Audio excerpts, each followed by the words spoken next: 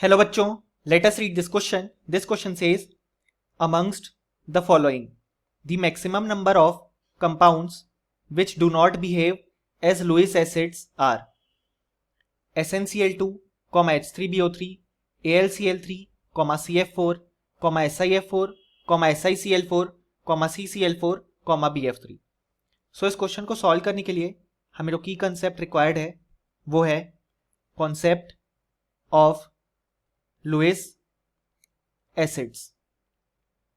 सो अगर हम देखें लुईस एसिड्स को, सो लुईस एसिड ऐसी स्पीशीज होते हैं that can accept lone pair of electrons, यानी कि ऐसी स्पीशीज जो कि lone pair of electrons accept कर सकती है उनको हम बोलते हैं लुईस एसिड्स.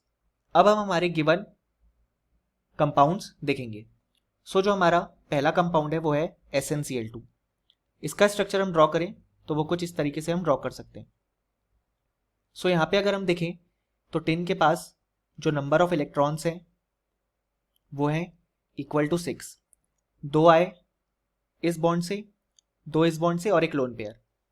अब हम जानते हैं कि ऑक्टेट कंप्लीट होने के लिए हमारे पास होने चाहिए 8 इलेक्ट्रॉन्स, पर यहाँ पे टिन के पास केवल 6 इलेक्ट्रॉन्स हैं, यानी कि हम बोल सकते हैं टिन के लिए उसका ऑक्टेट इनकम्प्लीट है, यानी कि ये इलेक्ट्रॉन अभी एक्सेप्ट कर सकता है.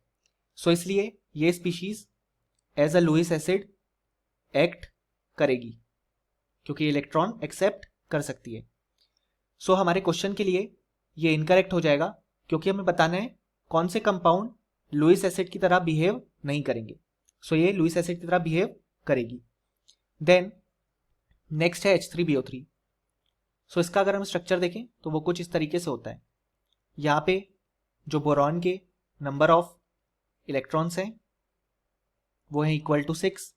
सो यहाँ पे भी जो ऑक्टेट है वो इनकम्प्लीट है, यानी कि हम बोल सकते हैं कि जो H3BO3 है या बोरिक एसिड वो एक इलेक्ट्रॉन डिफिशिएंट स्पीशीज है, यानी कि ये एक्सेप्ट कर सकती है लोन पेयर ऑफ इलेक्ट्रॉन्स, जिसमें बोरॉन एक्सेप्ट करेगा लोन पेयर को इन इट्स वैकेंट ऑर्बिटल. सो इस कारण से जो H3BO3 है वो भी एक लुईस एसिड होता है, यानी कि हमारे क्वेश्चन के लिए ये भी इनकरेक्ट हो जाएगा. नेक्स्ट है कंपाउंड AlCl3. सो AlCl3 का स्ट्रक्चर कुछ इस तरीके से हम ड्रॉ कर सकते हैं. सो यहाँ पे अगर हम देखें तो एल्यूमिनियम के लिए जो नंबर ऑफ इलेक्ट्रॉन्स हैं वो है इक्वल टू 6, यानी कि यहाँ भी जो ऑक्टेट है वो इनकम्प्लीट है और ये भी एक इलेक्ट्रॉन डिफिशिएंट स्पीशीज है. इस कारण से जो AlCl3 है वो भी एक लुईस एसिड की तरह एक्ट कर सकती है क्योंकि यहाँ पे aluminium lone pair of electron accept कर सकता है. सो हमारे लिए AlCl3 भी इनकरेक्ट हो गया. नेक्स्ट अगर हम देखें तो हमारे पास जो स्पीशीज है वो है CF4. सो CF4 का जो स्ट्रक्चर है वो कुछ इस तरीके से हम ड्रॉ कर सकते हैं. यहाँ पे जो कार्बन है उसका ऑक्टेट हम देख सकते हैं कंप्लीट है क्योंकि कार्बन ने 4 बॉन्ड फॉर्म किए, यानी कि 8 इलेक्ट्रॉन्स प्रेजेंट हैं. अब कार्बन के पास कोई 2D सबशेल भी प्रेजेंट नहीं है जिसमें वो और एक्स्ट्रा इलेक्ट्रॉन एक्सेप्ट करे, क्योंकि हम जानते हैं कार्बन का एटॉमिक नंबर होता है 6, यानी कि उसका कन्फिग्रेशन है 1s2 2s2 2p2, और हम जानते हैं कि कोई भी 2D सबशेल एग्जिस्ट नहीं करता, यानी कि कार्बन की हम जानते हैं कि जो मैक्सिमम कोवेलेंसी होगी वो होगी 4, यानी कि वो मैक्सिमम 4 बॉन्ड्स फॉर्म कर सकता है जो उसने यहाँ पे फॉर्म कर लिए और उसका ऑक्टेट भी कंप्लीट है. सो एक कोई भी और इलेक्ट्रॉन एक्सेप्ट नहीं कर सकता, यानी कि ये एक लुईस एसिड नहीं है. सो हमारे क्वेश्चन के लिए ये करेक्ट हो जाएगा क्योंकि हमें यही बताना है कि कौन सी स्पीशीज लुईस एसिड नहीं होगी. नेक्स्ट अगर हम देखें तो हमारे पास स्पीशीज है SiF4. हम जानते हैं सिलिकॉन भी कार्बन की फैमिली का पार्ट है. सो उसका जो स्ट्रक्चर है हम कुछ यहाँ पे इस तरीके से ड्रॉ कर सकते हैं. अब यहाँ पे अगर हम देखें तो सिलिकॉन का जो ऑक्टेट है वो कंप्लीट है और यहाँ पे 8 इलेक्ट्रॉन्स प्रेजेंट है सिलिकॉन के पास, लेकिन इसके बाद भी ये लुईस एसिड की तरह बिहेव करेगा। ऐसा इसलिए क्योंकि अगर हम सिलिकॉन का एटॉमिक नंबर देखें तो वो होता है 14। सो कन्फिग्रेशन हो जाएगा 1s2 2s2 2p6 3s2 3p2। और हम देख सकते हैं कि सिलिकॉन के पास आगे 3d सबशेल खाली है क्योंकि d में कोई भी इलेक्ट्रॉन प्रेजेंट नहीं है।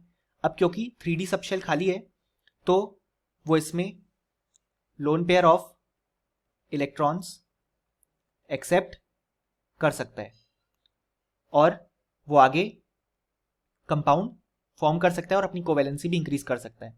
इसलिए SiF4 एक लुईस एसिड की तरह एक्ट करेगा। सो हमारे लिए जो ये वाला पार्ट है वो भी इनकरेक्ट हो जाएगा क्योंकि हमें बताना है कौन लुईस एसिड एक्ट नहीं कर पाएगा। नेक्स्ट है हमारे पास जो स्पीशीज वो है SiCl4। सो यहाँ पे अगर हम इसका स्ट्रक्चर देखें तो वो सेम SiF4 की तरीके से ही होगा जिसमें इसका शेप है टेट्राहेड्रल। सो यहाँ पे भी हम देख सकते हैं कि जो सिलिकॉन है उसका ऑक्टेट कंप्लीट है, बट हम जानते हैं कि सिलिकॉन के पास 3d सबशेल एम्प्टी है। इस कारण से वो इसमें लोन पेयर ऑफ इलेक्ट्रॉन्स को एक्सेप्ट कर सकता है और as a Lewis acid act कर सकता है। सो हमारे लिए ये वाला कंपाउंड भी इनकरेक्ट हो जाएगा। नेक्स्ट है हमारे पास स्पीशीज CCl4। सो CCl4 का स्ट्रक्चर हम कुछ इस तरीके से ड्रॉ कर सकते हैं। यहाँ पे हम देख सकते हैं कि कार्बन का जो ऑक्टेट है वो कंप्लीट है और उसके पास 8 इलेक्ट्रॉन्स हैं और हम जानते हैं कार्बन अपनी कोवेलेंसी 4 से ज़्यादा एक्सपेंड नहीं कर सकता क्योंकि कोई भी 2d सबशेल एग्जिस्ट नहीं करता। इस कारण से वो कोई भी lone pair of electron accept नहीं करेगा, यानी कि CCl4 is not a Lewis acid, यानी कि हमारे क्वेश्चन के लिए ये ऑप्शन बिल्कुल करेक्ट हो जाएगा।